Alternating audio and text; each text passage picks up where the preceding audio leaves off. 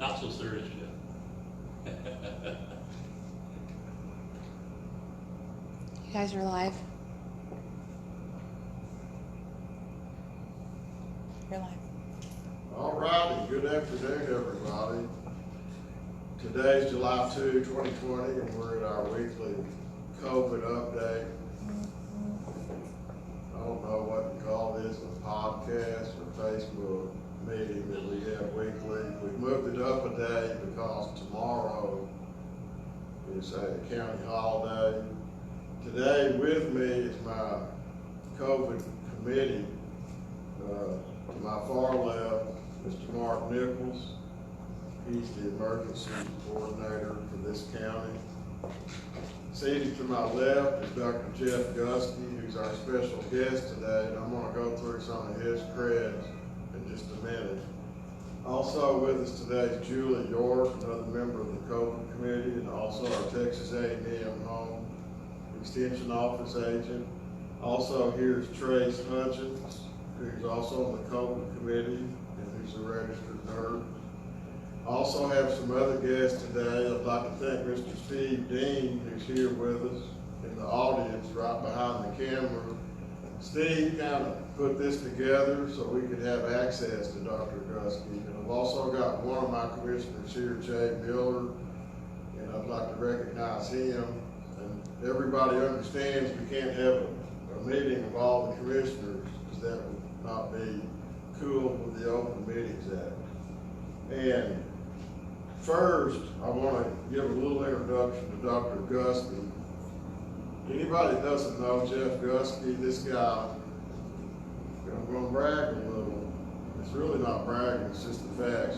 Dr. Gusky's a world-class scholar, and he's recognized as such in many medical fields of endeavor. He's a published author, he's a contributor to NPR News, and we were lucky to have him in the 1980s as an emergency room doc here for a while. He's board certified and everything you can be board certified in emergency management, and he's really been a student of this COVID-19 crisis. And if you haven't looked for some of his lectures or interviews on Google or NPR News, you need to do that. We're lucky to have, I'm going to say, a part-time adopted native son that gives up your time to come up here and visit with us today. And I cannot tell you how much I appreciate that. But before I give you the floor, first we have to give our COVID numbers. Mr. Nicholson, what's our COVID count as we're sitting here today? So currently our numbers as of today are, we have a total of 68 reported cases in Upshur County. Of that 68, 30 of them are considered active cases, and then 38 of them are considered as recovered cases. Does that seem to be a spike or a resurgence? Yes, sir. We've had in the last week, we've had a significant increase in cases. We've also had a significant increase in recoveries as well. So hopefully, what I would say is counteracted to a degree. And we're still fortunate in this county. We don't have any cases identified in either one of our nursing homes. Is that correct? That is correct. And then I don't have any cases, we don't in our jail, do we know? No, we don't have any in the jail as well. And we've been spared by not having any deaths. That is correct as well. We haven't had any deaths resulting from the COVID-19 in our county. Okay. Now, all you guys out there, I know y'all got lots of questions, particularly for Dr. Gusky and probably for Mr. Nicholson. And we're going to take all those questions that we can. But first, we're going to hear from Dr. Gusky, and I want you to take all the time you need to set up your position that you feel is documented, that basically indoor dry air is a catalyst and an accelerant to COVID-19. And so, take it away. Thank you. You got to holler, kind of. Thank you. I'm really honored to be here, and it's a homecoming for me. And I didn't know we were going to be online, but I'm just going to open up my heart. I feel like our lives have been brought together for a reason.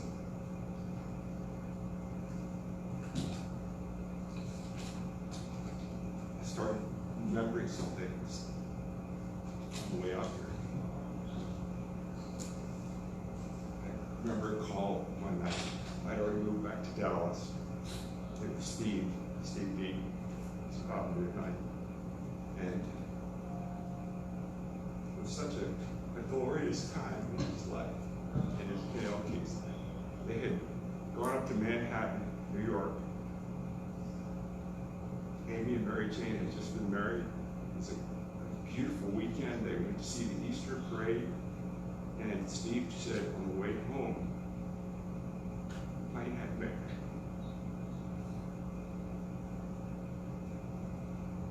You take your time, Doc.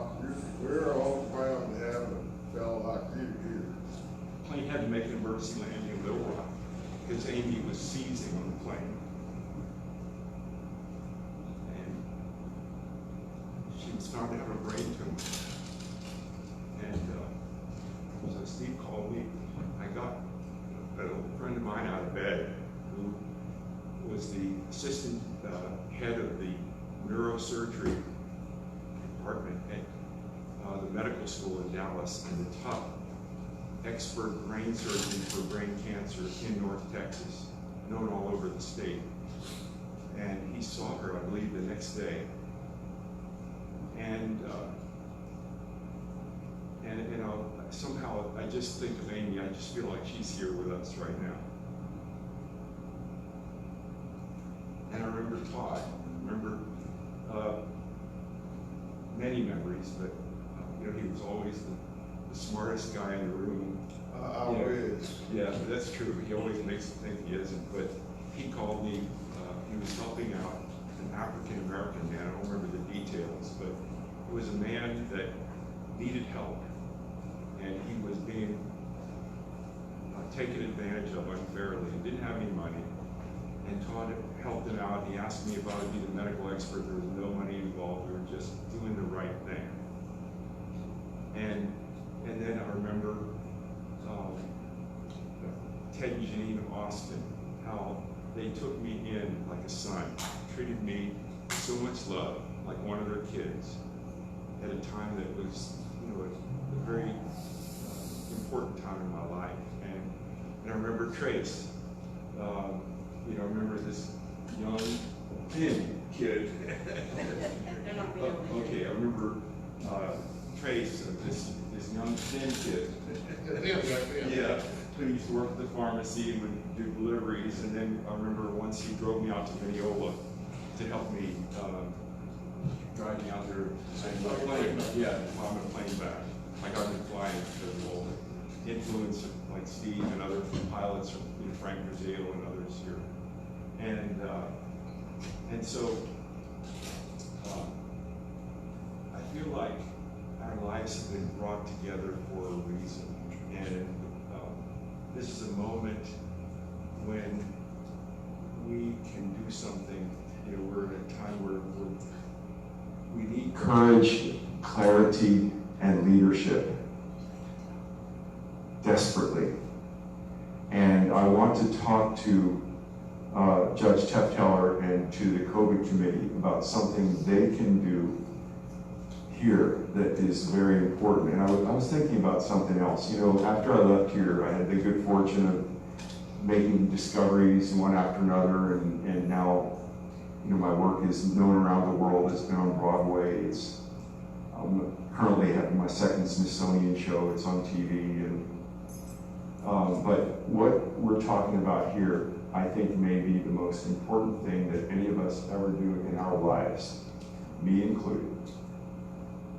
So I want to talk to you all about some serious stuff. It's hard.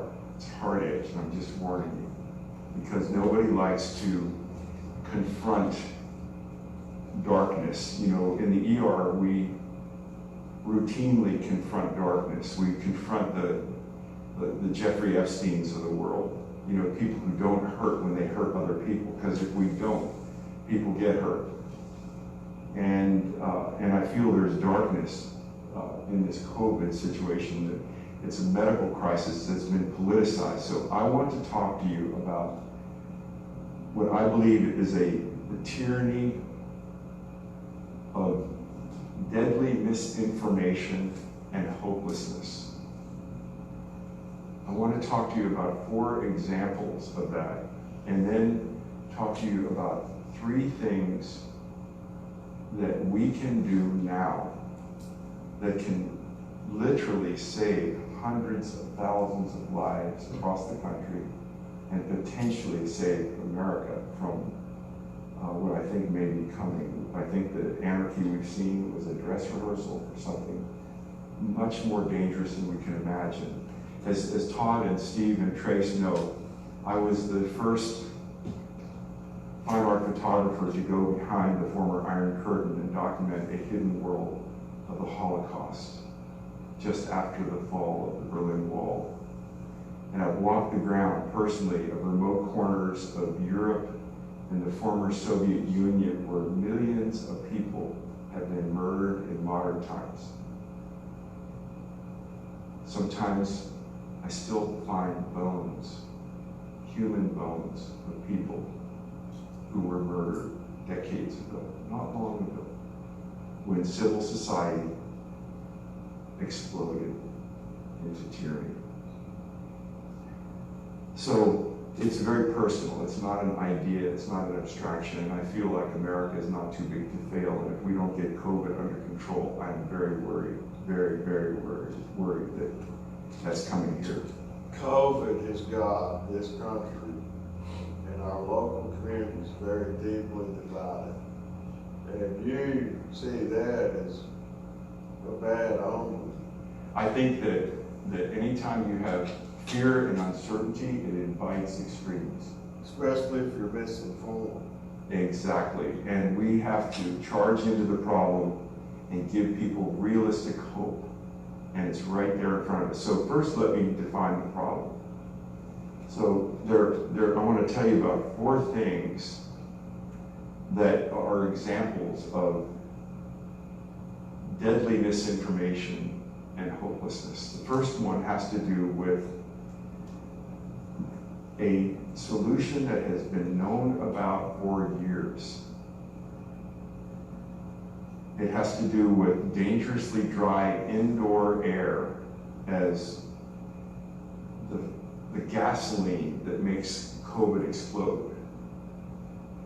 And you know, it's so obvious, and they had to know about it. I mean, I don't like to call out people or make crazy assumptions or assertions, but I've been working so hard to try and get the truth out, and there's something pushing back. You can see it. I was on NPR the other day, and it got censored over the weekend. You can still see it on, they forgot to take it down from their podcast. And I recorded it just in case they take that down. But there is a pushback right now in the media that is dangerous. And so the first thing is this indoor humidity. Just to give you a sense of how clear this is, there are hundreds and hundreds of millions of people around the world right now who never flattened the curve because there was no curve. Entire nations. Thailand has 70 million people. They have had 58 deaths total since the beginning. If you lay that number onto the population of the United States, that would mean 274 deaths total since the beginning of the crisis for the entire United States. Hong Kong and New York, they're about the same population. They're packed in the same small area. Hong Kong, since the beginning of the crisis, has had 7 deaths as of yesterday. 7. Not 7 per million, 7. New York City has had 2,600 deaths per million. India, 1.4 billion people. They have one of the lowest death rates in the world. Bangladesh, you couldn't have a poorer place. 161 million people, I believe. You don't have social distancing there. You don't have masks. You don't have health care or anything, like we know. Haiti is the same way. These places have the lowest death rates in the world, or amongst the lowest. They're very, very, very low. Now, what is it that ties all these places together? You have advanced nations too, like Japan, 8 deaths per million. 110 million people live there. And it's the weather.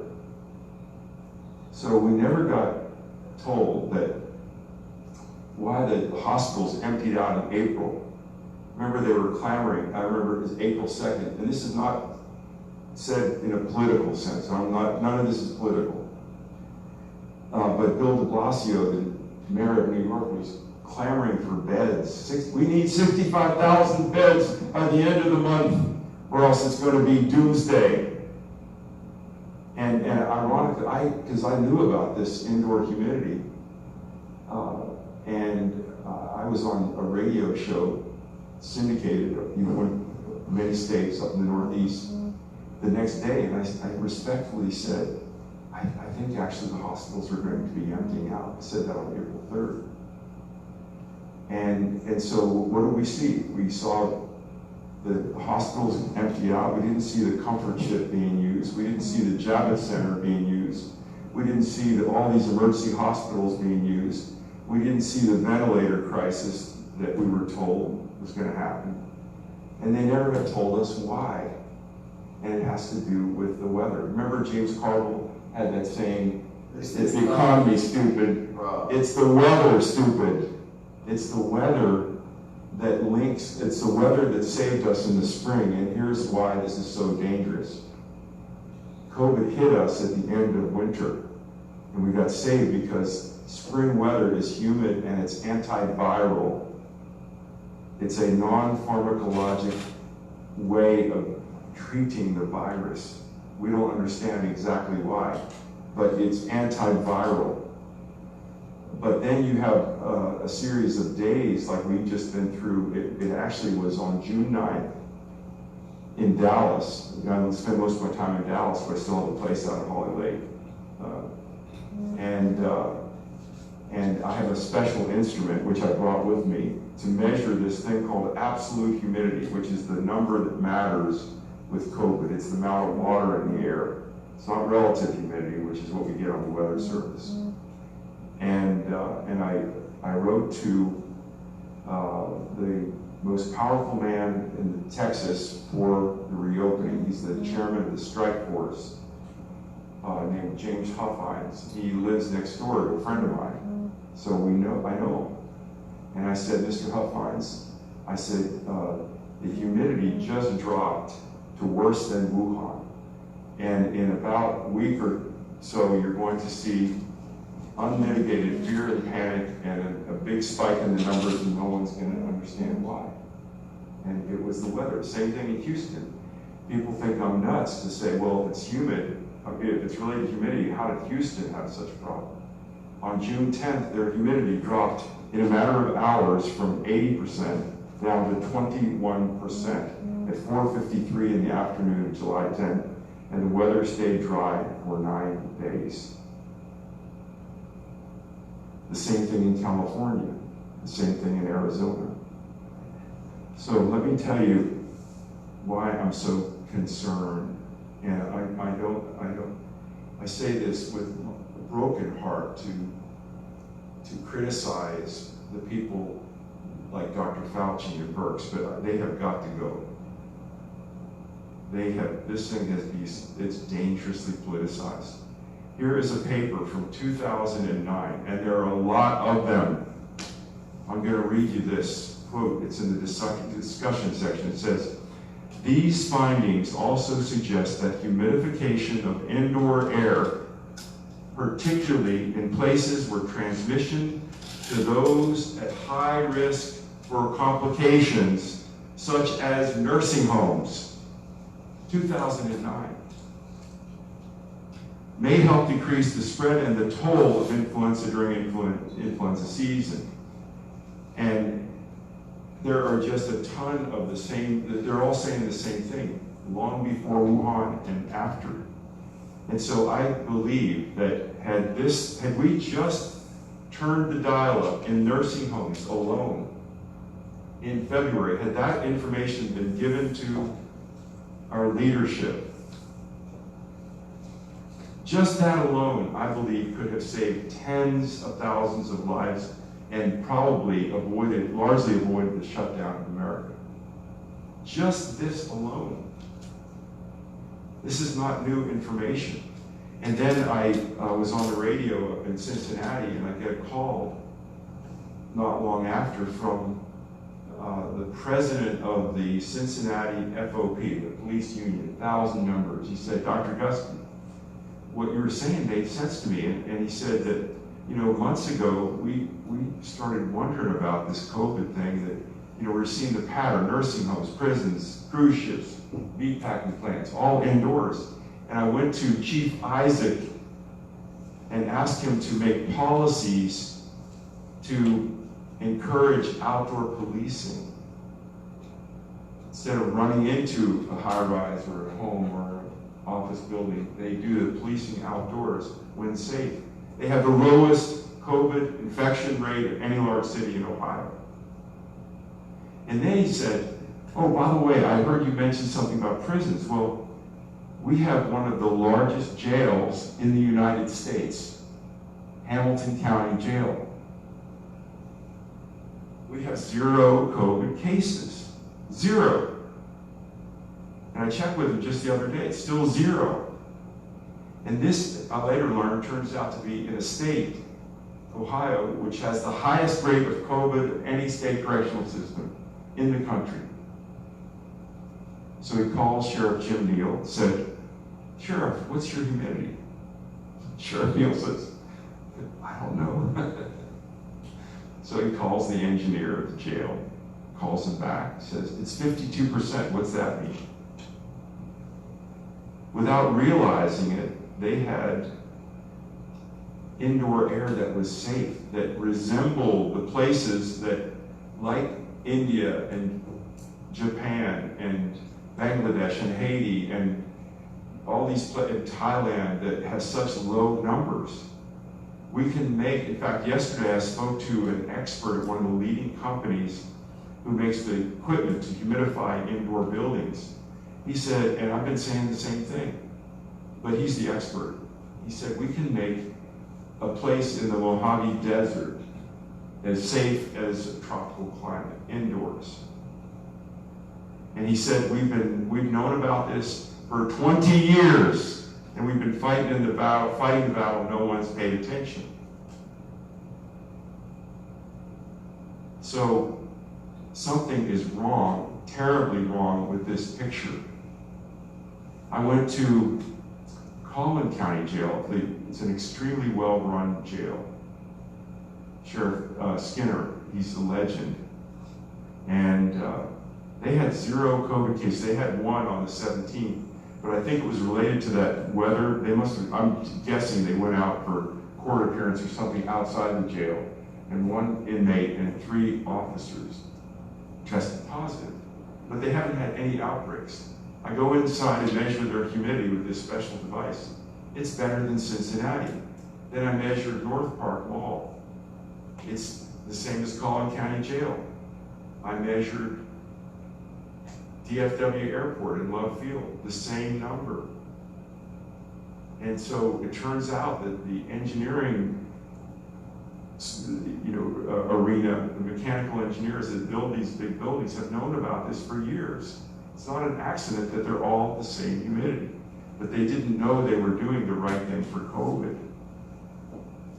So let me tell you a second. Before we go to point 2, Yes. and like I said, we've got plenty of time. I've been reading that there's not any correlation in COVID spots with the protests, mass gatherings of protests, and so I want you to remember. It's one of the third point. What's hot right now is I'm going to show you. the governor's order banning gatherings of over 100. Okay. We're going to touch on that, and we're going to nail it. I'm writing down some of my questions, so go ahead. Okay, the second point And this is something I haven't talked to y'all about. I didn't want to overload you. I've asked y'all to read a lot of material and cover stuff, quickly. But this one is shocking. And I know we're all sitting down, but for people who are watching this and not sitting down, you better sit down. This is frightening. This could have saved tens of thousands of lives. It's been known for a long time. The specific data relating to COVID has come out since April, mid-April, I think, or maybe a little earlier in Europe, but it's been known a long time, for years. It has to do with vitamin D. You can buy it at the darn grocery store. It turns out that if you are vitamin D deficient and you go into a hospital with COVID, some of the studies show a 98% death rate. It's a death sentence based on those studies. Other studies are showing if you're moderately under on the vitamin D, you have a 7-time higher rate of bad outcome and death. If you're badly deficient, a 10-time higher rate. If you have a normal range of vitamin D, you have the flip side. You have a 50% lower rate, according to some studies, reliable studies, solid studies. 50% less incidence of getting respiratory viral infections. And who does this affect the most? Who does this affect the most when our country's being torn apart about race? It's African Americans. Because people with pigmented skin color don't produce vitamin D because it comes from the sun. They don't get sunburn as easy, but they don't produce as much. They need more sunlight to produce vitamin D. But if you're not out in the sun, if you are incarcerated, if you are in a nursing home and you are a person of color, you are at high risk. And in fact, the studies in Europe show, just for the average population, sometimes up to 75% of people are low on vitamin D and do not know it. 75%, and in particular the elderly. This is a scandal. Has anyone heard a word about this on the news? Has anyone been telling African Americans that they are at high risk? And I will send you all of the information for all of you to see. It's fascinating. But the one doctor who I was watching, he's a British doctor, and the British, they have their own way of humor, it's very dry humor. It is. They say a lot. Yeah. Very little words. And that's what this guy is doing, and he's just making a mockery of the whole thing. He's saying that the tens of thousands of lives, and that's probably an understatement, can be saved just by getting the vitamin D to where it should be. That's another scandal. We have not heard a word about it, and they've known about it for a long time. The third I want to tell you about is related to something that's frightening. And this is a bit esoteric, but it is out there. So we've heard about the higher death rates in children. It's very rare, so we don't need to be afraid. I mean, it's very, very uncommon, but they started seeing these delayed cases where it's called multi-system inflammatory syndrome, where everything just goes to hell in a handbasket like that. And it's because of an intense vasculitis in the kids. It turns out that it's very, very similar to what is happening with African Americans. We've been told that African American higher death rates are due to inner city poverty and the accompanying health problems from being poor. And that's true. But what they have not told us is that African Americans have a genetic vulnerability to COVID. It's scientific. A black billionaire living on a mountaintop gated resort in Colorado could have just as much risk as someone living in an inner city because of an enzyme that is higher in the tissues of people of color. the only news outlet to break this news. Their Gusky is the Black News Channel. I broke it on May 15th. You can go on YouTube and see it. But no one else wants to touch it. Politics. And in the ER, you know, sometimes we have to rip off the Band-Aid and tell people things that are hard to hear. Not to be cruel, but because we care. Because we see, and Trace, who I knew as this young whippersnapper, now he's an ER nurse. I didn't know that. But I'm sure he would say the same thing. We see these moments, incredible moments you never forget, when a patient and a family, they may be squabbling, they may be at each other's throat, but then you make them clear about the danger they're facing, and you see such strength and such courage and such love. Because you help them to see danger. Because until you see danger, you can't go around danger. So, the fourth thing I want to tell you about has to do with outdoors. So, you know, we've had these, we've been told that 6-foot social distancing. And no one has talked about that there's a difference between the outdoors and the indoors. And there's a difference between indoor air in a nursing home and indoor air in pressurized aircraft. And they are killing economies. They are killing the morale of a country. So let me share some science with you. And this is why I said there is a tyranny of dangerous, deadly misinformation and hopelessness. Because America is very accustomed to uncertainty, to taking on the impossible. We're good at that. We're a frontier country. That's what America is. That's what Gilmer is. That's what I learned from being in Upshur County. It's that spirit of the frontier. It's still here. That's what a Jamboree is about. It's that spirit taking on the unknown. But there has been almost no curiosity.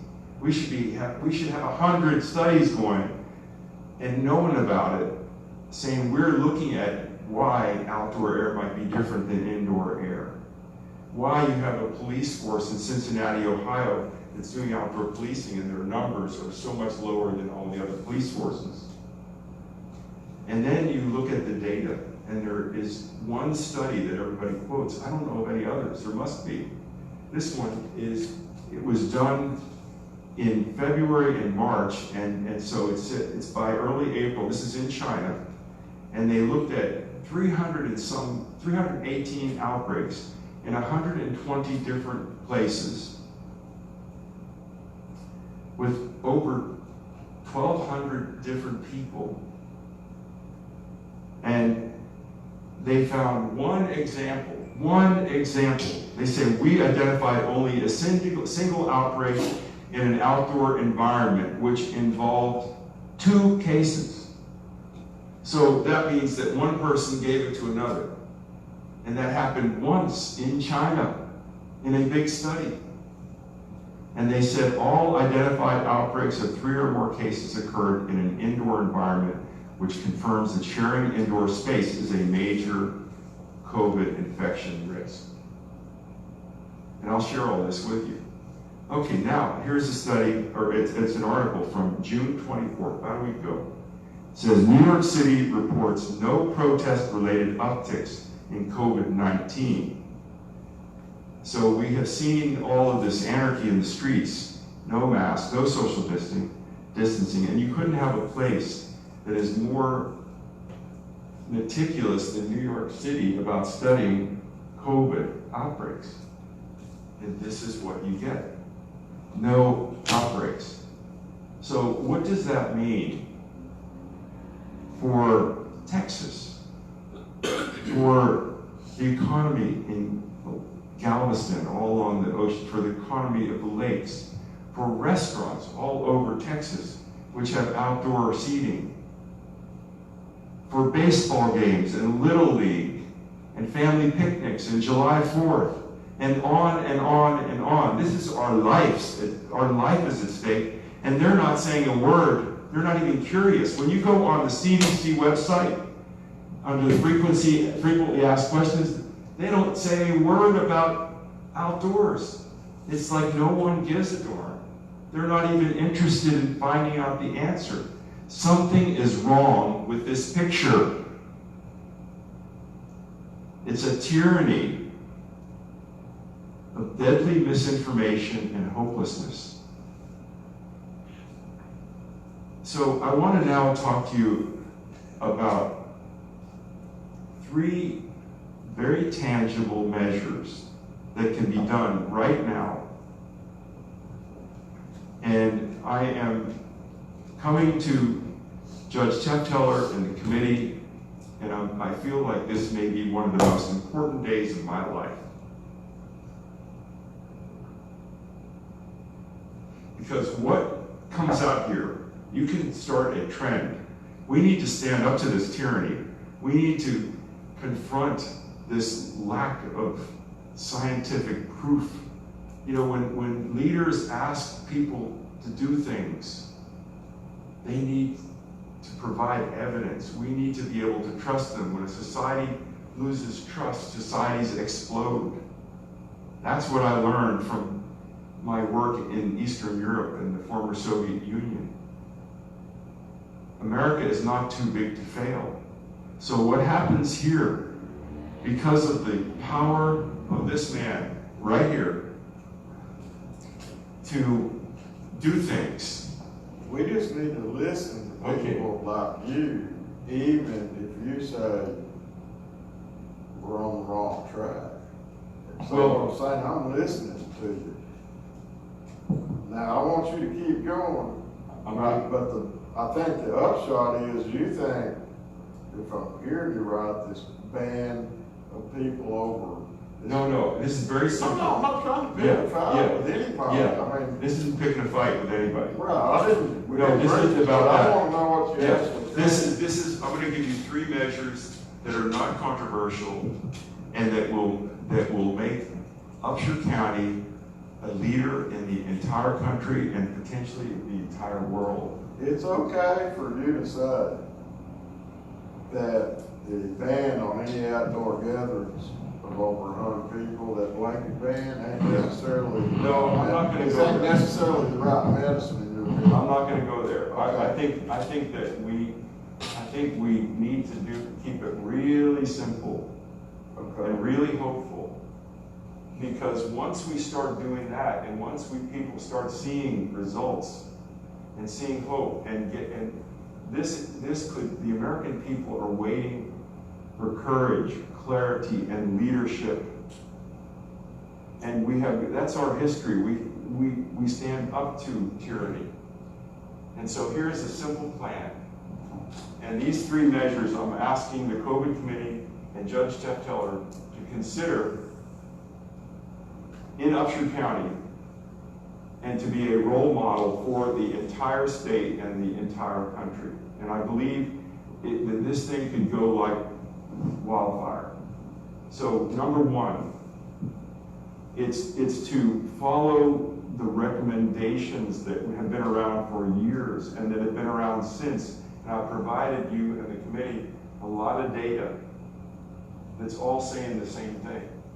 That you simply turn up the dial. You make the jail, you make every nursing home and lawn care facility in Upshur County to look like North Park or DFW or Love Field. It's as simple as that. It's nothing more than that. It's just turning the damn dial. In a lot of places, it doesn't cost a dime. It's a maintenance guy changing some settings. And some places that will have to be changed, but it's not super expensive. And we've got to do it ahead of COVID. And so that's number 1. But in particular, in the nursing homes and in the jail. And that it should be between 50 and 60%, or ideally, with this absolute humidity number, 11, around the clock. Around the clock.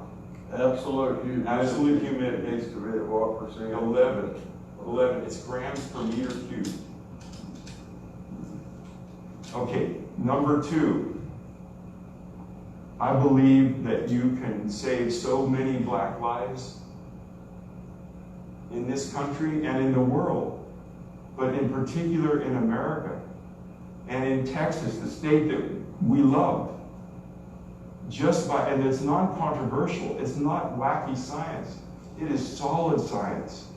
It is known for a long time, and we're not talking about something that costs anything significant, something you buy at the grocery store.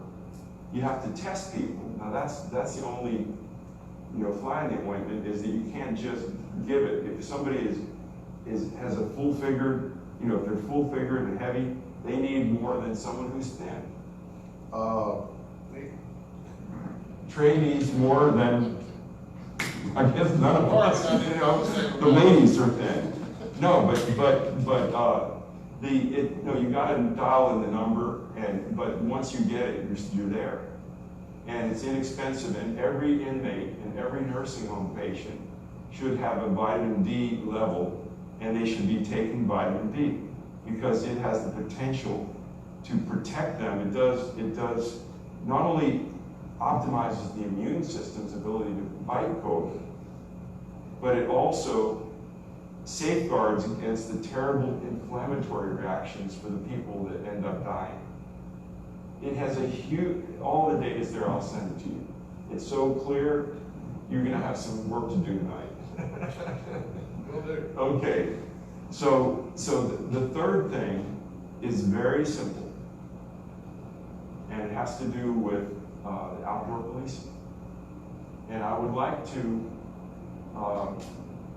organize, actually, Todd, I would like for us to reach out to the judges, county judges all over the state of Texas, do a webinar together and explain this 3-point plan and provide them all the details and the links beforehand so they can, know it's all straightforward. And then I'd like to get on that webinar the president of the Cincinnati FOP, Chief Isaac, who is the African American police chief in Cincinnati, deserves tremendous credit, and Sheriff Jim Neal, who is running one of America's largest jails and has zero COVID. And they can be on the webinar and they can answer questions. And the outdoor policing is, they already have the policies. They can just share them with people all over. And this is particular importance to African American police officers and African American people in the community to do the outdoor policing. So it's just so, I believe, in summary, that we have an opportunity to do something very straightforward, backed up by science, and that is not what they're telling us in DC. These Burks and Fauci, we need, just by our example, what you'll see is the science showing that we have been misled and that these people need to go. And I personally, and I say this, probably gonna get into trouble for saying it, but it troubles me so much as a doctor. I believe that they have blood on their hands for not informing the White House in February about humidity and vitamin D. And the CDC, let me just tell you one other point about this deadly misinformation. So yesterday, or no, two days ago, this is reported in The Hill. It's about American Airlines and other big airlines appearing before Congress and getting their rear end chewed out because they're booking the flights full capacity. Now, on June 4th, I met with the vice president for American Airlines personally at their headquarters. He's VP of Safety, named Ron Thomas, a wonderful man.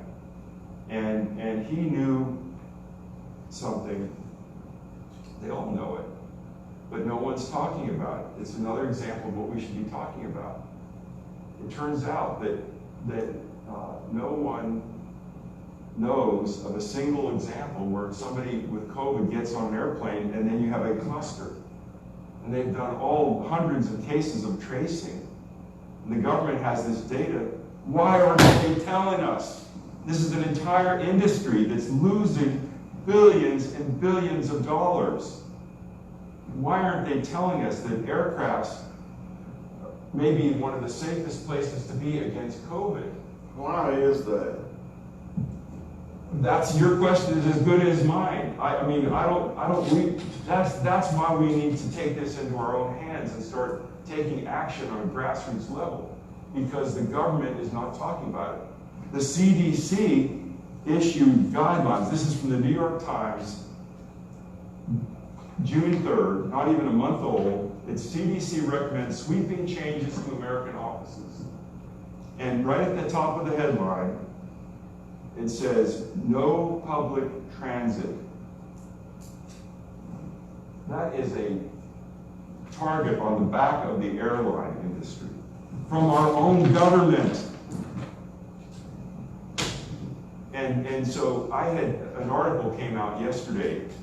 I shared it with you all this morning. I didn't even know it was coming out. And it's from one of the leading aviation publications in the world called AIN. Goes for the airline industry. And it was an article about an interview I did with them talking about this humidity issue. Just coincidentally came out yesterday. Well, where this got rolling was I talked to the editor-in-chief of AIN, Matt Thurber. He was introduced by a friend from the neighboring ghetto of Louisiana. Anyway, just being tongue-in-cheek about Louisiana. I know we have a rivalry sometimes, but it's a person who's very well placed in the aviation industry. She made the connection. And I said, Matt, have you heard of a single case where somebody got on an airliner and caused a cluster? And this is, if anybody should know, it's him. He's the editor-in-chief of one of the leading aviation publications in the world. He says to me, Jeff, no, I don't know of a single case, and I haven't even thought about the question.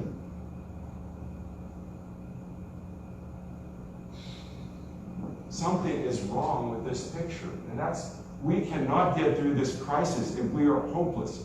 It is not the American way. We are a frontier people. We go into danger, we go into uncertainty, but we don't do it with hopelessness. We need studies of everything. There needs to be curiosity. There needs to be overdrive to answer each of these questions about outdoors and indoors and aircraft and meatpacking plants and all the different industries. Do we need to worry about surface fires? Do we not? What is the real measure of social distancing? All these questions. No one is asking them. All they're doing is they're saying, you're going to get your rear end thrown in jail if you don't have a mask on, or something like this, if you're out on a beach. And they don't have any data to show that you have outbreaks in these places. The data we have it doesn't show that. So what I'm wanting to say is that I'm going to leave you with this one thought and then take questions. I've got a couple of things I want to throw at you. Okay, I'm just going to, I had a thought the other day. Remember the movie Schindler's List? Yeah. At the end of the movie, the Allies are coming, and all the people whose lives Schindler saved, they surround him. This is personal for me, because my first discovery as an explorer was to find a remnant of the camp, the actual concentration camp, where Schindler's List took place, where that commandant would shoot people for sport before breakfast. I brought Judge Tefteller a copy of my book from 2003. There is a picture of that balcony in this book. I found the place. It's not a movie. It really happened. And they said to him, they said to Oscar Schindler, you know, we're going to save you. And they got him out. They saved him. They saved him after he saved them. And he says, he looks at his ring. He says, if I'd sold this, I could have saved, what, 3 lives. Looks at his car. That's 10 lives. We are in a situation, I believe, where every day is thousands of lives. That's what I want you to think about as we have this discussion. Thank you. One of the things I took away from Schindler's List I never really thought about is when you murder one person, you kill the whole world. And when you save one person, you You save save the whole world, because you're not only murdering one person, you're murdering all of that person's family that would have caused. Bigger family, Yes. bigger. It's just like a rude shear of a branch off Yeah. of a beautiful fruit tree. Yeah. Okay, now, just for the viewers out there, I take it your position is the more you run the air conditioning indoors, it reduces the humidity because that's what makes it cooler. Is that a fair statement? Well, people ask this question, and the straight answer is you don't have to turn off your air. You can be as comfortable as you always are. That's why you go into North Park. It's great. Yeah, I'm not Yeah. saying you're Yeah. advocating, but I just want the viewers to No, they can leave on the air. They can be just as comfortable as ever. The only difference is that if you're an individual in a home, you need to buy for $8 or $10 or $12. You can get them for next to nothing. You can buy 10 of them for $28 on Amazon. They're called digital hygrometers, HYG, hygrometer. And what they are is a way of visualizing invisible danger or invisible safety in the air by telling you the humidity indoors. So Before you show us that, and I want you to run the test in here. Yeah, I will. But I mean, running the air conditioning, everybody knows. yeah, Part of its job is to decrease moisture Yeah. in your air. that's right. Okay, and then you're positive, based on scientific research, that Yes. drier air indoors is more dangerous than outdoor air sometimes. No. They're It's straight even down. more. It's forgive me, but it's even more emphatic than that. In my view, and I think the science is there to back it up. There is no mass spread of COVID outdoors. End of story. Full stop. Period. That's what I'm saying, you're positive It's that just the air indoors. indoors is more dangerous. It's just indoors. It's just indoors, and it has to do with this absolute humidity number. So you can leave your air on. You just have to put water back into the air until the humidity is between 50 and 60%. Okay, as a scientist and as a physician, and you did a great job with me yesterday explaining why is humid air safer. And you made me totally understand that concept. When you said our body produces mucus, which is its This is natural amazing. way to taking out the trash. It's like, hey, there it is, we're gonna That's get it. it, and it's gonna be Todd, extracted from the body. I will never forget what you just said. It's our natural. This is beautiful. It's brilliant. It's why he's, the famous lawyer. It's our body's way of taking out the trash. That is brilliant. Yeah, so, but the humid air, So our body reacts different than taking the day off and dry and This is- saying, hey, there's nothing to worry about. that's okay. So there are 3 things, but I believe the most important thing is going to prove to be what no one's really talking about, except for some other scientists. Well, I don't consider myself a scientist. I'm a frontline clinician, but there's a famous scientist up at Yale, and I've provided you with a video. In under 3 minutes, you can get it. And it's a beautiful video. It's from last year. It's referencing the flu, but the concepts are the same. So it turns out that when we breathe humid air, and it doesn't have to be super humid. You don't even know it's humid. It's just comfortable. It's air in that 50 to 60% range. we have a natural protective barrier in our lungs. It starts at the tip of our nose and our mouth and goes all the way deep into our lungs. And it's three things. One is, it's what I call Kevlar against COVID. You know, the Kevlar vests police officers use, military, makes them somewhat bulletproof. Well, this almost bulletproofs our lungs when it's moist. And so the mucus, it's sticky, you know. Even when we don't have a cold, we don't know it's there, but it's there. And when it's moist, it doesn't let the virus in. Secondly is what Judge Tefteller was talking about our natural trash. How do you say it? Natural? It's your body taking out the trash. Trash. Your body taking out the trash. That's what kills people, when you can't have a productive cough. Yeah. And your body can't get rid of things. Your mucus is trying to take up to the curb of the script to get it all out of there. So there's a conveyor belt, it's called cilia, and it goes from deep inside, and those things, it's like little hairs, and they carry the particles up and out. But it only works when it's moist, it doesn't work when it's dry. But I think the most brilliant thing is what this scientist is talking about. And you're not seeing this talked about in the news, but the science is really clear.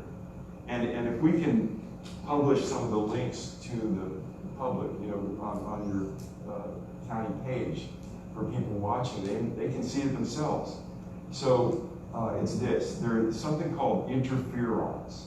And you hear about it with cancer treatment, interferons. But what it is it's a special protein that sends a signal to the body's immune system to turn on. They've used that to combat HIV. That's right.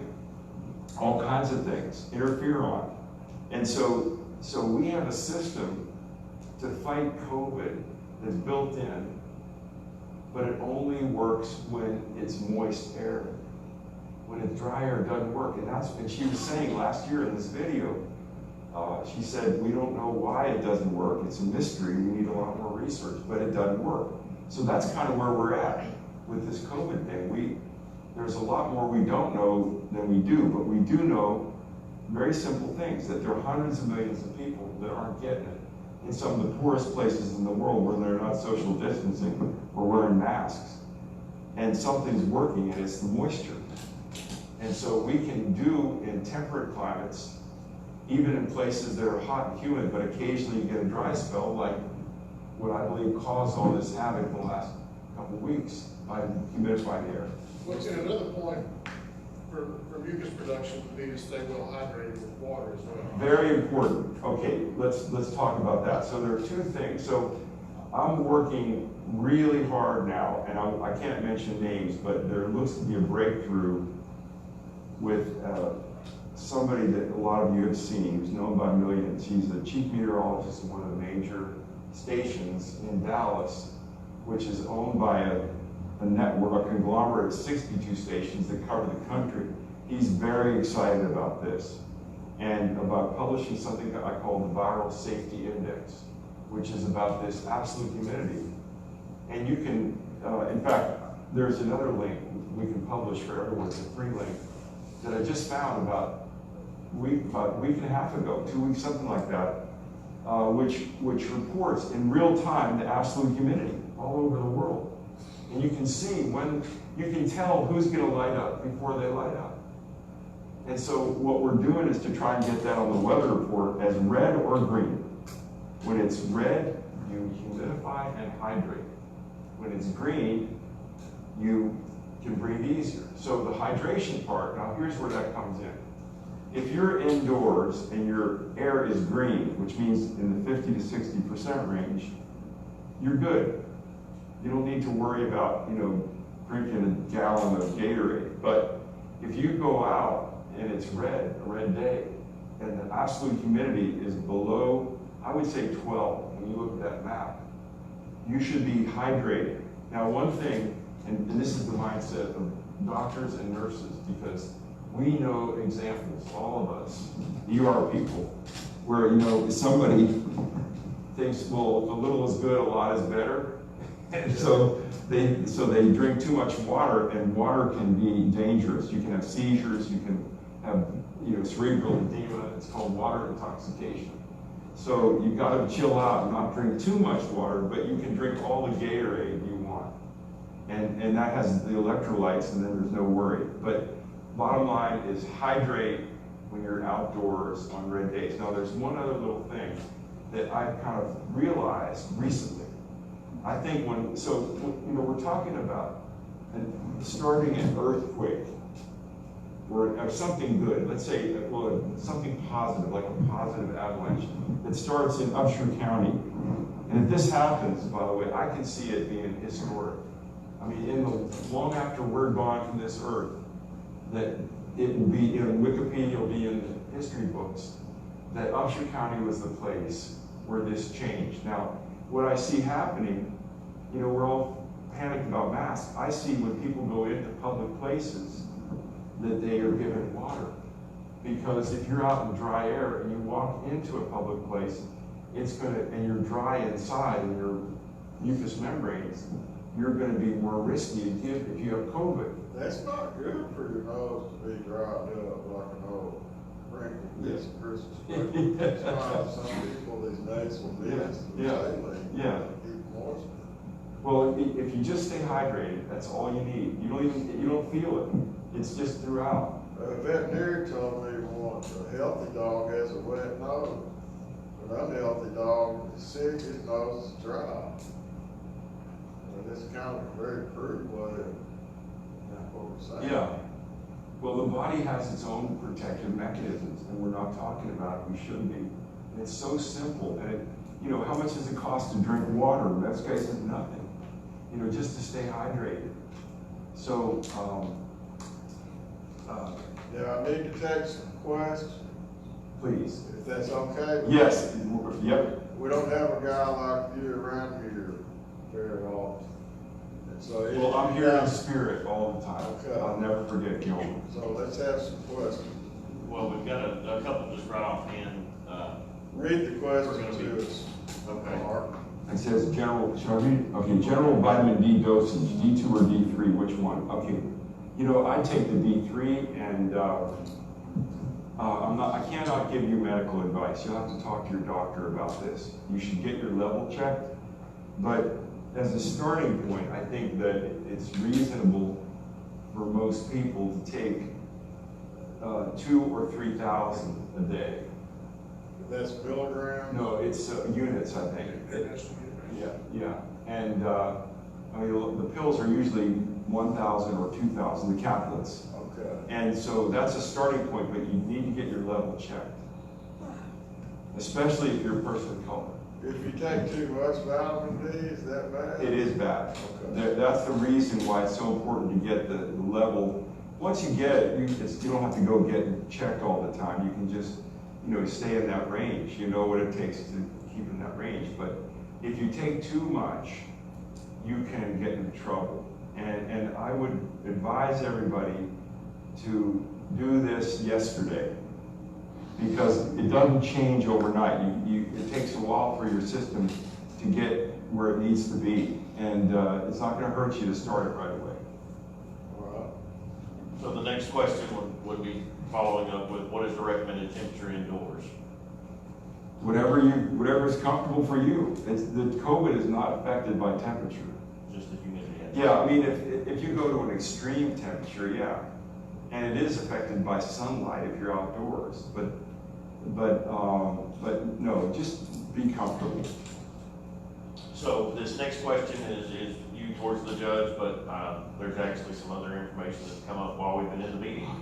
Will Upshur County mandate masks? Why or why not? Now, before you get into that aspect, I bring to the attention that Governor Abbott has actually issued a new order, was signed in at 2:30 while we were in the middle of this. Really? Yes, sir. Okay, so now we're on the live news network. Which is actually enforcing a mask order for folks. What is it? So the executive order actually says every person in Texas shall wear a face covering over the nose and mouth when inside a commercial entity or other building or space open to the public, or when in an outdoor public space. whether it is not feasible to maintain 6 feet of social distancing from another person not in the same household, provided, however, that this face covering requirement does not apply to the following. Any person younger than the age of 10, any person with a medical condition or disability that prevents the wearing of a face covering, any person while the person is consuming a food or drink, or is seated at a restaurant to eat or drink, any person while the person is exercising outdoors or engaging in physical outdoor activity, while maintaining a safe distance from other people not in the same household, any person while the person is driving alone or with passengers who are part of the same household as the driver, any person obtaining a service that requires temporary removal from the face covering for security surveillance, example screening, or the need for a specific access to the face, such as while visiting a bank or while obtaining a personal care service involving the face, but not only to the extent necessary for the temporary removal. Any person while the person is in a swimming pool, lake, or similar body of water. Any person who is voting, assisting a voter, serving as a poll watcher, or actively administering an election but wearing a face covering is strongly encouraged still. Any person who is actively providing or obtaining access to religious worship but wearing a face covering is strongly encouraged. Any person while the person is giving a speech for the broadcast or to an audience. Any person in a county that meets the requisite criteria promulgated by the Texas Division of Emergency Management regarding minimal case of COVID-19, which county judge opted out of the face covering requirements. TDM then required face coverings. Form provided, however, the wearing of a face covering is still highly recommended in every county and is strongly encouraged to follow these face covering standards. Okay, I got the picture. Now, I read in the Dallas paper yesterday, you probably did, Dr. Gusky, that Toronto, Canada entered an order requiring a face mask be worn indoors. When I read that last night, I thought, wow, maybe these people have read Dr. Gusky's research, and one way to say is that indoor air is more dangerous. And you're saying the way to make the indoor air safe is just to adjust the humidity, not the mask. But I want to say something. I'm going to read that, and I'm going to read it twice and see exactly what we can or cannot do. And I'm going to consult with the COVID committee and listen to a lot of advice before we do anything pro or con. But I want to say something. Greg Abbott, our governor, he's the kind of guy you could sit down with and call him and say, you're all in on this and you're wrong. And he won't get mad. He'll say, let me hear what you got to say. But there's a lot of people giving him advice on what to do. We're not in any trouble or nothing about, this is a free country discussing. I mean, you've got these valid points like, okay, Hong Kong's very similar to New York, and they virtually had no COVID outbreak. They had no surge, no curve, nothing. In New York, 2,600 deaths per million. And Hong Kong's the same size and had 7 deaths in the whole country. Since the beginning. Some of that has to be looked at. And you're not the first guy to come along to say, there's really not a lot of evidence between massive outdoor gatherings and COVID spikes. I mean, we've heard that before. And you may not have known this when you came up here.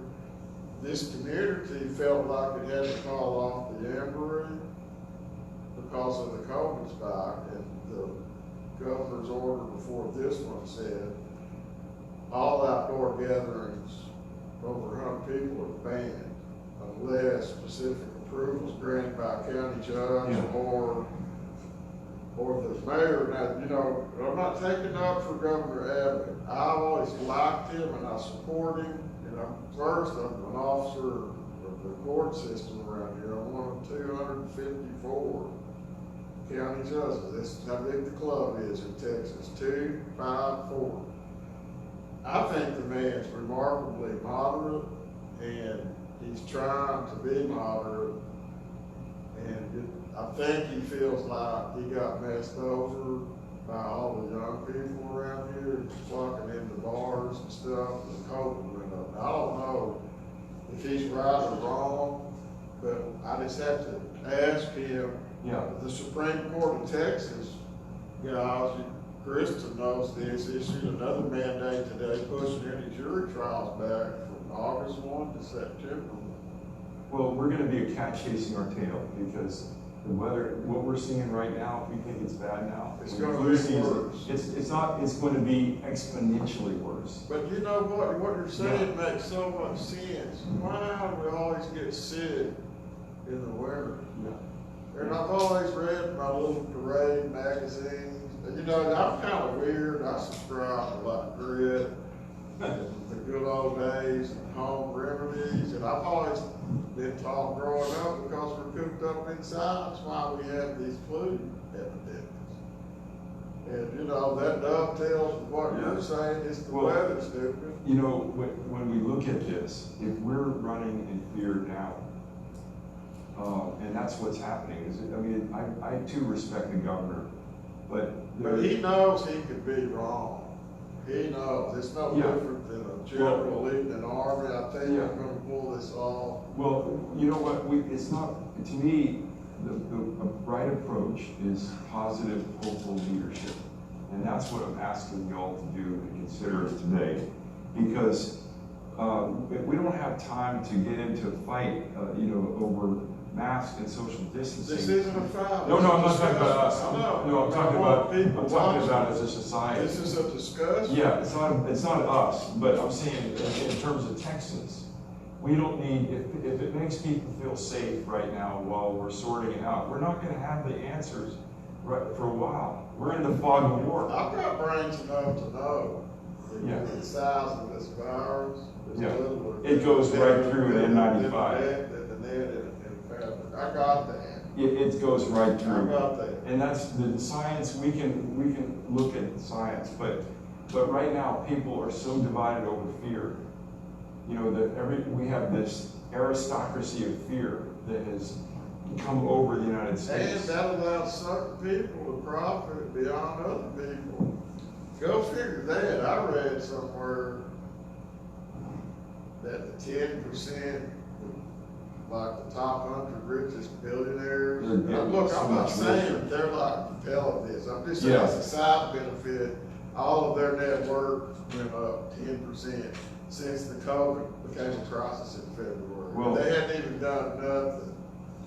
I mean, I'm not saying they're all making profiteering off of this, but the side effect is it's killing lower paid workers that have to work that live month to month.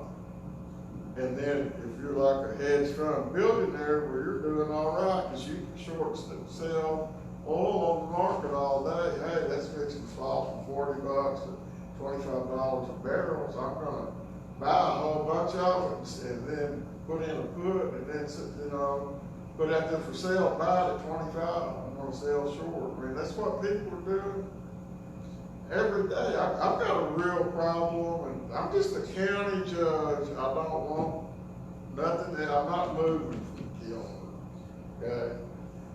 I've got a real problem with giving trillions of dollars in so-called COVID aid to zillionaire businesses and so all the executives are putting in new swimming pools and updating their jet from a G2 to a G4 on a loan they're not going to have to pay back. Trace, am I running you off? No, I was going to tell you, it looked like there was a battery indicator came up on her. But you know, Doc, that's a different thing. So now we've got masks. So what we can do though is, here's why this is so important. To answer that question, Mr. Nichols, I don't know. Right. Till I read that. Right. Okay. So imagine, I'm gonna give you a vision, give everyone a vision, positive vision of how quickly we can turn this around. First of all, if I'm correct, the humid weather of the last 10 days of the month of June should start to calm everything down rather quickly. And people will think it's because we've been socially distanced. and masks and all this, and it's not that, it's from the weather.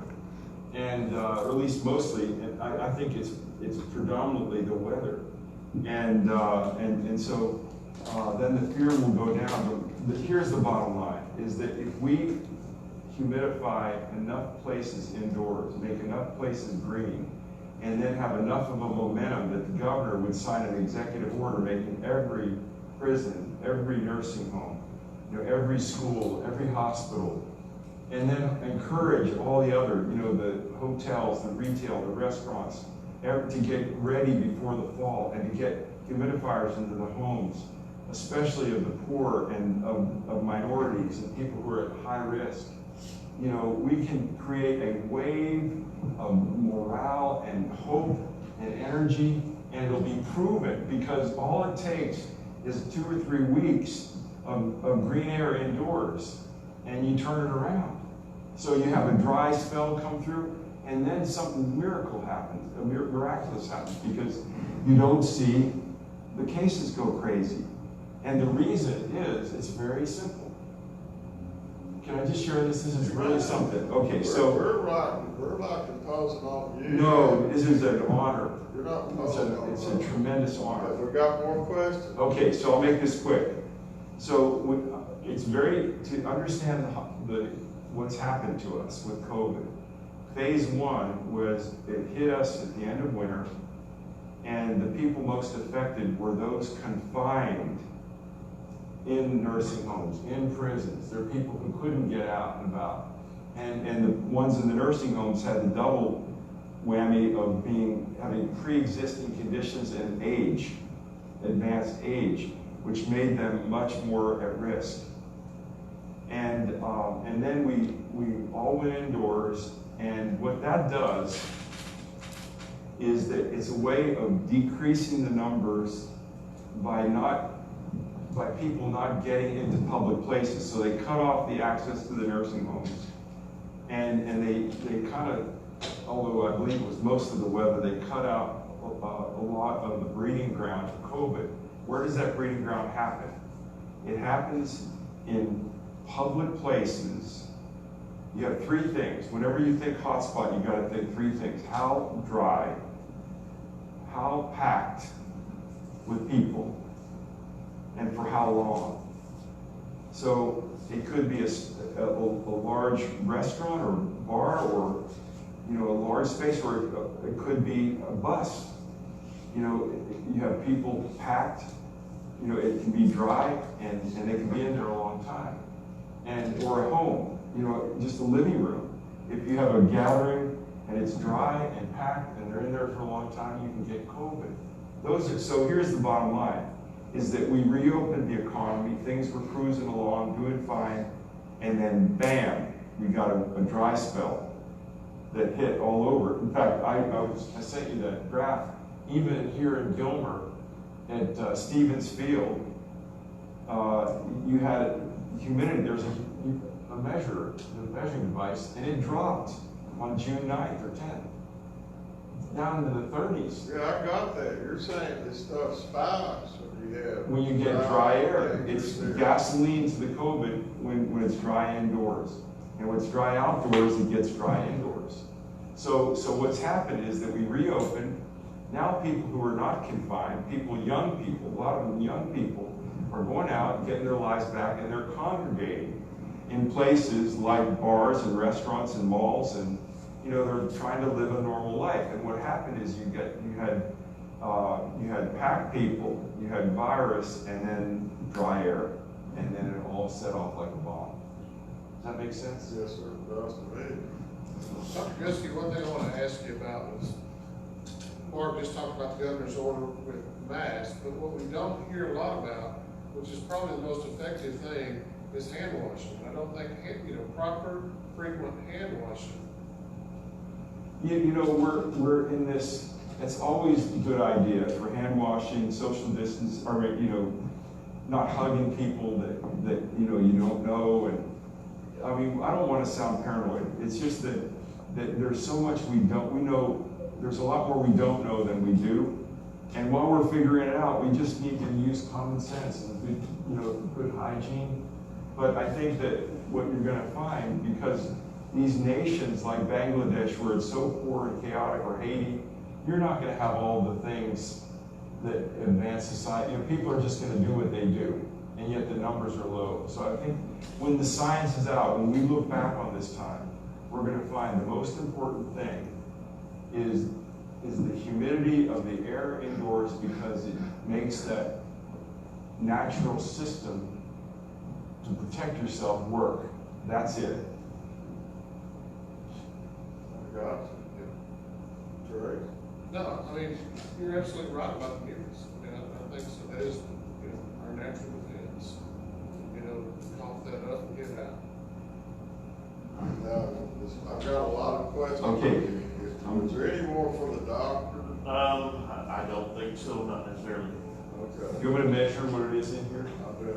Where's my pack? Oh, there it is, okay. Okay, so this is not something you can go out and buy at the store. You can't even buy it on Amazon. There's not even a device of any type on Amazon that I'm aware of that measures absolute humidity. It's a technical instrument that's used by industry and air conditioning companies. Okay, so let's see what it is.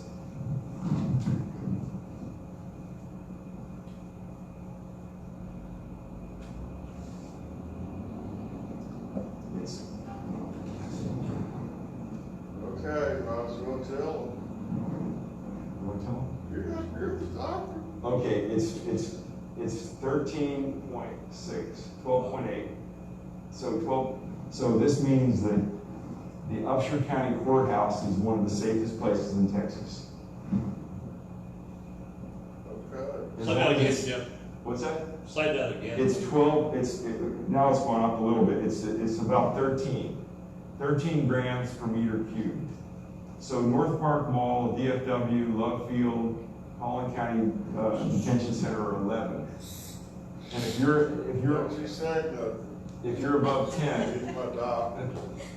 Go ahead. if you're above 10, really 10 and a half is the sweet spot. So this is the road. It's well, great. it's doing all right. You could have a big meeting in here, and somebody with virus you're not likely to have a mass spread. It's not that it's impossible for someone to get it, but the scientific data does not show mass spread occurring when the absolute humidity is above 10. So we need to give a shout out to our maintenance man, David Womble, for this. Yeah, Well, we have an older air conditioning unit here that works off the water. we don't have a thermostat. They all have it works off of the water system. We have an old-timey water tower out there. When it gets too cold, the bailiff has to go upstairs in the balcony behind that wall and turn off the blower. We don't have a. Isn't that amazing? That all over Texas are these miracle stories that people just don't know. I mean, how does it make you feel now knowing that this place is so safe? Relieved that you didn't say we're all gonna die from COVID this morning, but I'm not having a lot of recording here in London. That's relieved. It's great. It's just that, and that's what we need to have all over Texas, that spirit of hope, based upon real science, not upon stuff that's rolling the dice. Okay, Mr. Nichols. So the next question is several in one, but if you want to help with the COVID-19 stress for fear levels among our county residents, report all of the COVID-19 statistics for Upshur County. So a lot of folks ask for breakdowns. Now, the way we break ours down is total cases is 68, total recovered cases is 38, which leaves a total active cases of 30. Folks want to know how many have been tested, and at this time, speaking with the Department of State Health Services yesterday, they told me that they have had 498 come through test sites for Upshur County residents. Now, that does not include private testing, so if somebody went to their own physician and they sent it to a private lab, it did not include that. So they didn't have that as a trackable number on that side. But at this point, they have had 498 tested of Upshur County residents, which obviously 68 of those are positive. We've had no deaths associated with the COVID-19 for our county. And how that breaks down is 46 of those 68 cases are Upshur County residents that are outside of an incorporated city. 8 of those are in Gilmer inside the city limits, 6 of the 68 are in Big Sandy city limits, 7 are in the Gladewater city limits, and 1 is in Ore City. And that is out of the cumulative total. I can tell you that out of the 38 recovered number, 23 of those are out in the county outside of the city limits. 4 of them are Big Sandy, 5 of them are Gladewater, 5 of them are Gilmer, and 1 of them is Ore City. So that is the total breakdown of the numbers as we have them. All right, you got any more questions? Yes, sir, there's about 4 more. This one says, where do these numbers come from? Obviously, the Department of State Health Services is where the numbers come from that we get. And it asks for discrepancies because the State Department of Health Services website doesn't match ours. And so there are times when we actually get cases reported to us through Net Health or through some of the private physicians here in town. Once we get those, we will add those numbers in, and then it will take time, and they will work through the state system and come back on. The public needs to understand that a lot of times the numbers we get are a week to 10 days old. And that's not anybody's fault here, but we're like flying a big old aircraft through a bad storm. And what's on our radar is the weather that was 10 days ago. That's how we're flying. So 10 days ago, the storm was over here, so head that way. And I'm not being critical, I'm just saying that's how it is. So it's been a little bit frustrating with us on the COVID committee for some citizen to call and say, I just got my test results back, I'm positive. We're gonna say that's a positive number, but it won't show a positive on the state website. Sometimes 3 days at the shortest, as long as 10 days. So we're all, It can be very we're frustrating. trying to learn through this. Can I mention something Yes. that brings up some very interesting things? So, I'm a little surprised that our numbers are going up because, we should be, the weather changed around June 20th, where the moisture started coming back, and so what this tells me, now that you're mentioning that there's a delay, Yes. that we're seeing, A lot of these tests were done before this weather change, like Yeah. you're saying. and then also, we're seeing a lot more people getting tested because they're afraid. Yes. And so those two things cause a statistical aberration. Yes. And so let's just all hope and pray, and I believe this in my heart, that we're going to see the numbers go down substantially. And we can, the fear will start to go away. And you already see this in Arizona, where, they've had a really rough time of it. And by the way, I was being interviewed by a TV station out there in mid-April, and I'm jumping up and down with a reporter saying, and I wrote him, I said, Phoenix is the most at-risk large city in America, and I showed him a chart of Wuhan and a chart of Phoenix. And they have Wuhan weather 8 months of the year. And he wasn't interested. That was mid-April. And so it's going to get better. It's getting better there. It's going to get better. That's hope. One of the questions we got was what was your device called again? It's called a Testo 645. Testo 645. It's a little bit high. It's going to cost you around $1,200 to $1,700 to buy one. Okay. And you need a probe and a cable and the unit. It's a hygrometer. It's not the hygrometer like you get on Amazon. That one is just a hygrometer, HYGRO, not high. A lot of people think hydrometer because it sounds like water, but it's hygrometer. And that you can get for next to nothing online. This one is just a special a humidification device. I can't remember what they call it, but it does a bunch of things. So the hygrometer isn't what people need to go buy. Yeah, that's what they need. They need a hygrometer which measures the old-fashioned relative humidity, which is a ballpark only, but if you're if you're at 55, you're okay. Okay. The next question is Upshur County tracking where those infected with coronavirus have been, so as to identify the actual hotspots in Upshur County and or surrounding areas? I think that's a good question for sure. And we clean up that.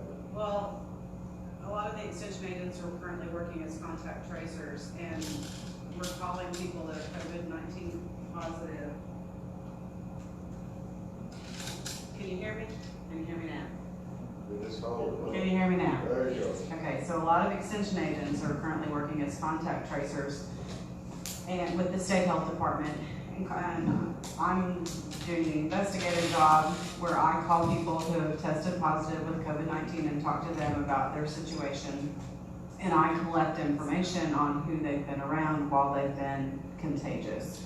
Then I put that in a computer, and then other agents, other contact tracers are calling the people that they've been exposed to. At no time are they asking where they've been physically. Okay, Mr. Nichols, do you have anything to add to that?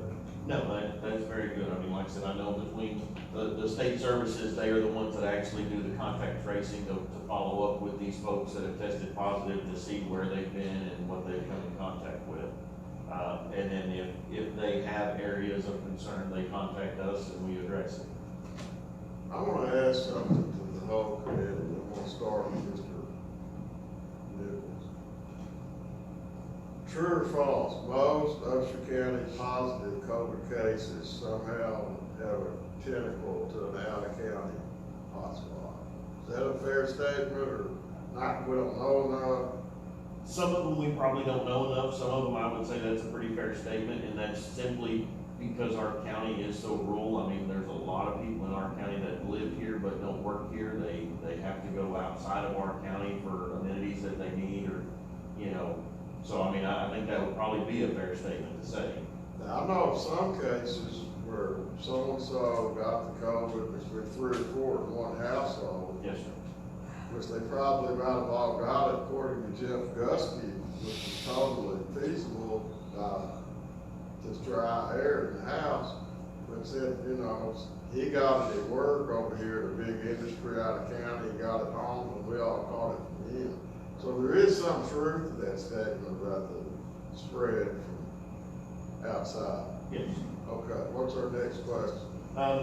Can the county set up antibody testing for county employees? The majority of Upshur County residents can come into our office at some time, and a whole bunch come in regardless if they are sick. Since most won't respect social distancing or wear a mask, it would be great to know if we have already been exposed. Can I have a comment? That's a Absolutely. question for Jeff Okay, Gusky. so the antibody testing is kind of worthless. It doesn't tell you if you've been exposed. It tells you theoretically if you had it. But here's the problem. At least I haven't looked at this for a few weeks, but there are big questions about whether if you have had COVID, you're immune. So one, the antibody test can be wrong when it can be false negative when you had it, or false positive when you didn't have it. And on top of that, if it's accurate, we don't know if you have immunity. For example, there was a case of 14 sailors? Or 5, anyway, it was on that Navy carrier that we all heard about, where they definitely had it. They were quarantined for 14 days. They got tested back to back, 24 hours apart, and were negative on both tests, and were considered clear. They go back on the ship and they get it again. So what that suggests is that immunity may not be what we think it is. That's what I've been hearing, that you can't count on the fact that you have had it, didn't really affect you much, and you got over, doesn't mean you can't get it again, or give it to somebody while you're symptom free. That is all the more reason why getting right about indoor air is so critically important, because until we get a vaccine or the virus burns out, and we can't count on that, it's the only large-scale public health measure we have. It's the only offensive weapon we have against the virus.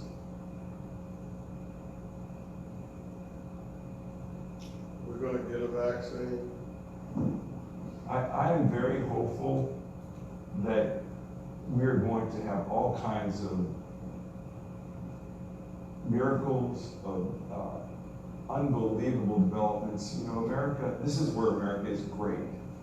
You know, we're in overdrive right now on the science, on the vaccine development and therapeutics.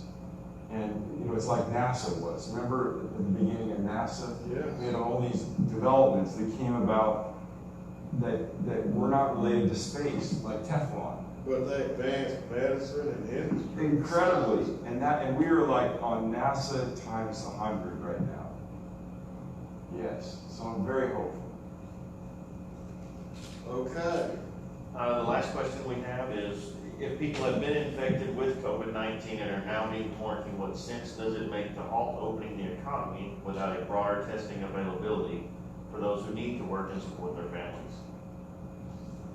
I'm not sure I understand that I question. didn't either. So, if people have been infected with COVID-19 and are now being quarantined, their question is, what sense does it make to halt the opening of the economy without a broader testing availability for those who need to work and support their families? And I'll address part of this in the aspect that, you know, as far as testing goes, we've made testing available to Upshur County residents on 4 different occasions at this time. The first testing was done, that 47 people came through that test site. On the second testing site that was held, 27 came through. On the third one, 23 people came through, and on the fourth one, 25 people came through. And we don't have the results of the third. The third and fourth, we don't have the results from those, but the first 2 results out of those 72 people that came through that, there was only 2 positive cases that came out of all of those folks that came through, and both of those weren't actually residents of Upshur County. What we haven't had yet here, Doctor, and it's amazing, cross your fingers, with drive-up, COVID test, because you just want to know that the state's been doing, we haven't had a positive case yet. So the first 2 times we had that, all the Upshur County people were negative. That's great. Then we've got 2 batches that's outstanding now, we don't have the results. That's great. But at first they were limited, you have to have symptoms and be sick, that's what they're doing in Travis County. If you ain't got symptoms, you're not getting a free test. And now the labs are like flooded and can't keep up with all the. Because people are afraid. They're flooded. And the thing, can I just say something about testing? Yes. Just to put people's mind at ease, is that, you know, that we're all so exhausted with worry and uncertainty, and we crave something to hang on to say, oh, we're okay, we're safe. And they've given us these false expectations about testing, that if you get a test and you're negative, that you're safe. All a test means is that you didn't have it at that moment. It doesn't mean that an hour from now or the next day you couldn't get it. It gives a false expectation of safety. And so the reality is that any of us could get COVID. Our best hope is to do the indoor humidity and now the vitamin D. But the indoor humidity is the big thing, the big missing link to prevent small outbreaks from becoming massive COVID catastrophes. That is the best we can hope for until we get a vaccine. Worst thing you can do is crowd a bunch of people inside a building With dry air. Way too dry. That's a disaster waiting to happen. Ms. York, I would like your thoughts. Well, the first thing I was gonna say, that kind of answered themselves on Facebook. Closer to the mic. Well, I was gonna, Turn them on. there's a standby button in the middle. No, the first thing I was gonna say, that kind of answered, through the chat when I got your attention, and so I think they understand that you will address the governor's statement after this is all over, then when you have time to focus on it and read through it again. It just came out while we're in the meeting. Right. You gotta give me a moment to read it, even though I've been told by some of the Facebook people that Todd Tefteller can't read, so I'll give it my best shot. And how many years were you in college?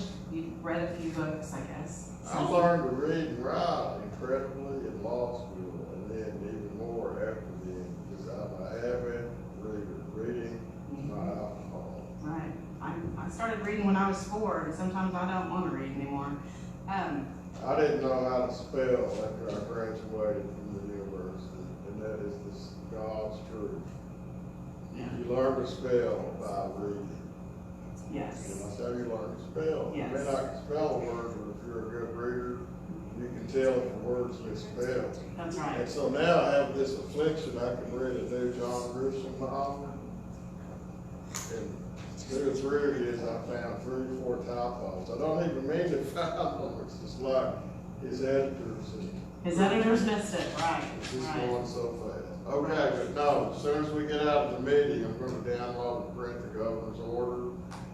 We won't have a meeting tomorrow, folks, because it's a county holiday. And so we'll try to get back with you early next week for the update. And there's nothing I can do right now anyway that would either add to or detract from what Governor Abbott's order. And so we're gonna see what our options are, and we'll all talk about it before we do anything. I want to thank Dr. Jeff Gusky again for being with us today. Check him out on Google and YouTube. Listen to some of his interviews on NPR. I'm going to post a couple of 3 of his interviews on the county Facebook page. We are so fortunate in this county to even know somebody of this guy's capability. And you can be modest all you want, but I mean, this fellow's a world-class scholar. I kind of began hearing things about you when National Geographic was following you around on the World War I Commission. No, I'm a National Geographic photographer. Yeah, well, but I know that you've done some work in connection with Nat Geo, and that's another lecture, another day, about, the World War I saga. But thank you again. Thank you so much for not forgetting about Little Oak, Gilmore, Texas. Thank you for all the meaning that has been given to my life by people from Upshur County. I don't know anybody that's ever met you, Doctor. I'm not trying to put wings on you in a halo. I haven't met anybody that ever knew Jeff Gusky that didn't love him. I'm just going to say that. And I've run across a lot of people, because I know you help thousands of people being our ER doctor. And I think they know, look, we need to have this guy here as long as we can keep him. But we don't even have a hospital here now. So another story. So that's it for today. Thank you for your questions, and we'll see you next week.